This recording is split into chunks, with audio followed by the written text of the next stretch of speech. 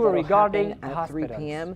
We also got Sheikh thoughts and Muhammad prayers Khalid that issued Hanafi, from Minister of Gale, Propagation of Victoria, Virtue, Cantrell, Prevention of using Voice, and hearing that, the complaint, emergency declaration visited activates Logar all of to the city's continuation emergency of his responses. provincial The trip. suspect, as you Mr. mentioned to Hanafi you has all, met has with the been local killed and officials, identified by the scholars, police, and and tribal they're leaders currently, as of the Katie province and I in were just order to talking better about, implement the working to propagation of identify virtue and who, prevention if of there were voice any law, potential, along with the decrees, associates with orders, him. and instructions Meg of Ferris is at Amir University al-Mu'mineen, Medical Center, but we do know Hafazahullah. that Sheikh Tour Muhammad Khalid Hospital, East Hanafi Jefferson said General that no Hospital, one has the right Ochsner to Medical Center, the violate Jefferson the Main rights Campus, of and Oxford women Baptist, based on as well as bed LCMC traditions, Health and added Emergency that Care, the people should are work with the currently, officials of this working ministry with and victims, implementing so, the of Islamic course, we're gonna Sharia find out more, but what and we do know conveying so it far to is others. 5 more victims were added on, 15 The victims that were officials of the killed Central in that Sinews initial of Kabul attack. Yes, the report Orleans Parish about coroner the start confirmed that a of little while ago purchasing and the wheat from said the that they were going to farmers be in releasing north the and names as soon as south they've of the identified country. all of the They family say that members of according those to the involved, order and, of Amir it is al-Mu'mineen also still Hafazahullah, possible that they that will number could purchase increase. about There were a lot of people taken 40,000 with tons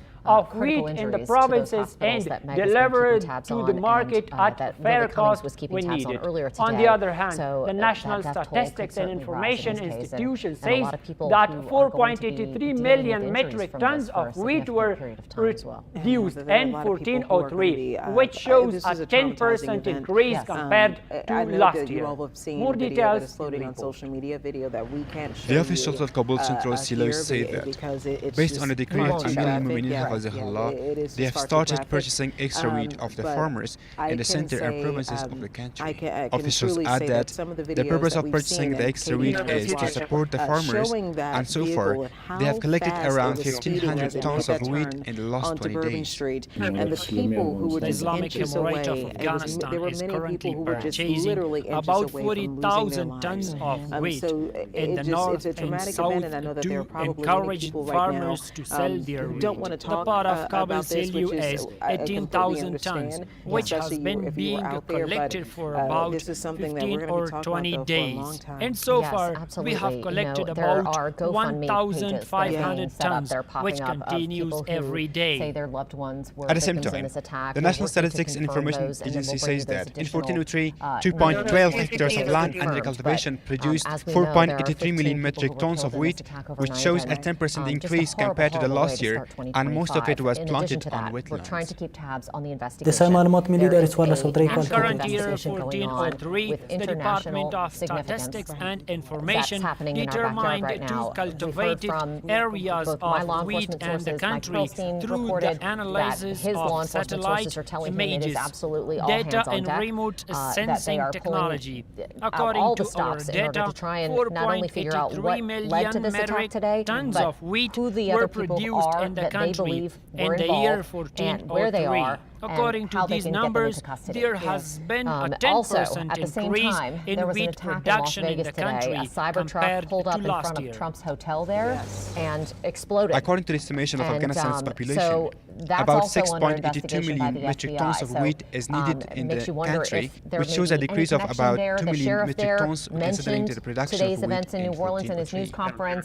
They have not And the connected final the one two. is that However, we're officials telling you of about it because TVC it is something United that's Company happening. have expressed Also, their that, interest you know, to raises invest questions. in the All right, construction we want to go to of a McPherris 30 right now. megawatt Again, solar adding on to power our coverage plant right now, near told us a the little bit earlier industrial about some of parks the in victims. Kabul and a meeting McPherris, what with you want to Dr. hear? Abdel Bari Umar, the General Executive Director of Afghanistan Electricity Company. In this meeting, Dr. Abdel Bari Umar said that providing electricity to industrial parks is one of the priorities of the electricity company, and they are working on new plans to increase the level of household electricity production. Unfortunately, And that's all for that tonight. five We more will have be been back added with to the more news deceased, updates. bringing it Thank you from so much 10, for as we watching. were told Have a good earlier, night. to 15.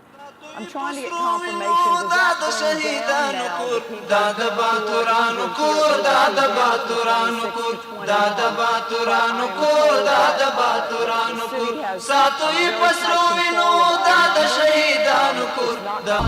injured hospital sources, and I'm efforting from the city to find out if the 5 people who were added to the deceased list were here at UNC.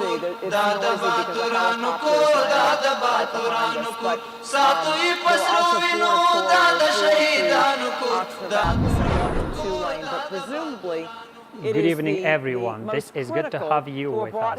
I'm Suleiman Kalash. Today is Wednesday, the 23rd of October, 2024. You are watching RTN News. The Islamic Emirate considers Chabahar Port as an economic opportunity for Afghanistan and the region, saying that it is effective in the country's economic development. The spokesman of the Islamic Emirate adds that Afghanistan wants to expand economic and political relations with all the world countries. Let's see more in the report. The Islamic Emirate considers Chabahar Port a key opportunity in Afghanistan's economic relations and development with the countries of the region. The spokesman of the Islamic Emirate considers Chabahar Port useful in the economic development of the country and says that the expansion of trade will lead to prosperity. بندر چابهار یکی از فضاهای بسیار خوب اقتصادی دارد. Chabahar Port is considered one of the very good economic opportunities in the region, which Afghanistan is taking advantage of. India and Iran have taken steps to help Afghanistan develop economically and slowly overcome its economic problems. Maulavi Zabihullah Mujahid also said that Afghanistan wants to expand economic and political relations with all the world countries. ما خواهان روابط خوب هم با هندوستان و هم با جمهوری اسلامی ایران هستیم. We want good relations between the Islamic Emirate of Iran and India. And so far, we have been able to strengthen our economic relations with all countries. And we want this to be ensured in order to improve economic and diplomatic relations so that any concerns are eliminated and a good atmosphere of trust is also created, so that we can have peace and tranquility in the region and peaceful relations. On the other hand, economic experts consider the management of Chabahar Port to be effective in the economic development of the country. بندر چابهار مانند بنادر دیگر دارای خصوصیات Chabahar Port, like other ports, has its own unique characteristics and in fact has its own privileges, like Karachi Port, Bahadur ports, and other ports. This port is also important, and this is related to the management of Afghans and Iranians, how the Iranians give privileges and how the Afghans manage. This is why the Islamic Emirate has always said that Afghanistan wants to expand economic and political relations with all countries of the world. Mullah Muhammad Yunus Akhundzada, Minister of Rural Rehabilitation and Development, and Maulavi Atawullah Umari, the Minister of Agriculture, Irrigation and Livestock, visited Ghazni province to implement the plan and procedure for building towns for permanent settlement of refugees. During the visit, the high-level delegation met with the governor and local officials of the province and said that according to the decree of the Islamic Emirates leader and the procedures sent, those migrants who do not have land should be provided with settlements according to these procedures. Maulavi Atiqullah Azizi, Deputy Minister of Arts and Culture of the Ministry of Information and Culture, visited different sections of the Aga Khan Culture Foundation's Cultural and Professional Institute in Jangalak. Mr. Azizi praised the work of the Aga Khan Cultural and Professional Institute and called the activities of the institute important in keeping the original culture of the country alive, and asked this institution to share its experiences with the Ministry of Information and Culture Department of Culture. The Ministry of Economy welcomes the United Nations decisions to provide loans to small businessmen, saying that the program can play an important role in the country's economic growth. On the other hand, economic experts also consider supporting small businessmen as an effective step in reducing poverty and creating more job opportunities. We have more in the report. The UN General Secretary Special Representative for Afghanistan, in a meeting with Mullah Abdul Kabir, the political We don't deputy of the care Prime about Minister, your unit. praised the recent efforts You of the are Islamic not Emirate heath. in the economic field and announced the readiness of the organization to repay small loans to entrepreneurs in Afghanistan. The recent exhibitions in Kabul were a valuable step in promoting Afghan products. UNAMA will soon begin a series of loan repayments to grow small We don't businesses. care about your unit's radio traffic. We don't want to hear it. In the recent meetings, I am listening to voice comments right now. That now UNAMA has received part of the aid for the coming winter. The professional deputy of the Ministry of Economy welcomed the decision and called the implementation of the program beneficial for economic growth, poverty reduction, and employment. UNAMA's assistance can play a significant role in the country's economic growth and development, job creation, and poverty reduction. For this reason, we welcome and support the assistance of all international aid agencies. On the other hand, economists also consider the payment of small loans by UN to be beneficial for small businesses businesses. Here in New Orleans, our level 1 trauma center, Together with the government, it plays an important and fundamental role in eradicating unemployment and poverty. This can also lead to the acceleration of the economic cycle between Afghanistan and the international community, especially between the banks. The UN Special Representative for Afghanistan is ready to repay small loans, saying that the leadership of the Islamic Emirate has always emphasized the implementation of infrastructure projects by countries and international organizations in Afghanistan. Maulavi said Agha Abu Maqbool, Director of Prevention of Virtue Affairs and the Chief Justice of the Ministry of National Defense, visited the training center of the 217 Marine Corps brigades and battalions of the Corps.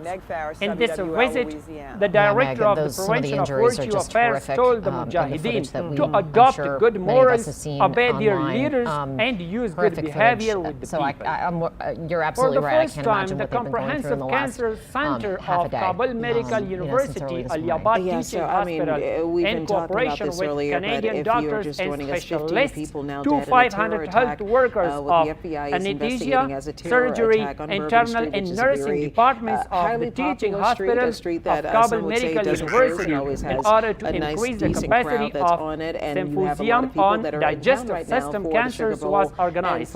This symposium will last for 10 days, and during it, the participants will also perform a number of complex cancer operations in Al-Yabat Teaching Hospital with the cooperation of foreign teachers we've been seeing this investigation unfold throughout the day because you have numerous law enforcement agencies involved on the state, local, and federal level. You know, this is being watched closely even by the White House because of the fact that this has been dubbed a terror attack. It is unclear whether or not the suspect in this case, the person who drove that truck down Bourbon Street, killing all of those people, whether or not he had actual ties to an international terrorist organization, or whether or not he was loosely affiliated with it, just claiming that he was associated with it, using that as cover. All of those are very important questions that our law enforcement's intelligence agencies are going to be trying to answer in the next several hours and days. Yeah, and the suspect that we're talking about is 42-year-old Shamsud Adin Jabbar. He is a Houston native, Houston, Texas resident, and also a former member of the U.S. military. And also, you know, there were a lot of questions, and that's why we say you have to be creating situations as more information starts to go out about his nationality, about where he came from, but he is an American citizen, and he lives in Houston, still has a residency there in Houston, and we had live shots over in Houston, Texas, where apparently officials are investigating a home, his last known address of where he lived. Yes, let's pull that up. Can we pull that live shot up? Do we still have that in Houston, where there was a SWAT situation going on, and there was a military armored vehicle? You can see it there. It's getting dark outside now, which makes it a little bit harder to see, but there's been a SWAT standoff happening at that location over the last several hours. Now, we hear from our Houston sister station as well that there is an additional scene in another part of Houston where his ex-wife and her new husband apparently live. And so, you know, that's two different scenes in Houston tied to this terror attack here in New Orleans.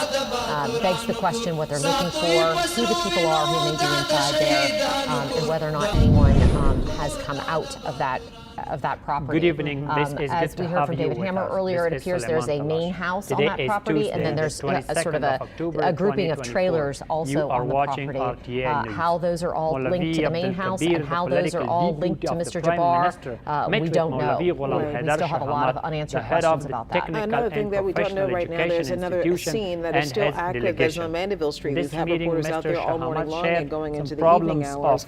But this scene on Mandeville Street is where a home exploded maybe 2 hours after this attack happened. Under the rule of the technical and vocational education institution, there are 377 centers in the country, and 111 different fields where thousands of people are busy and studying. The political deputy of the Prime Minister said that the Islamic Emirate supports all government and private institutions. He also emphasized on finding jobs for youth in the country.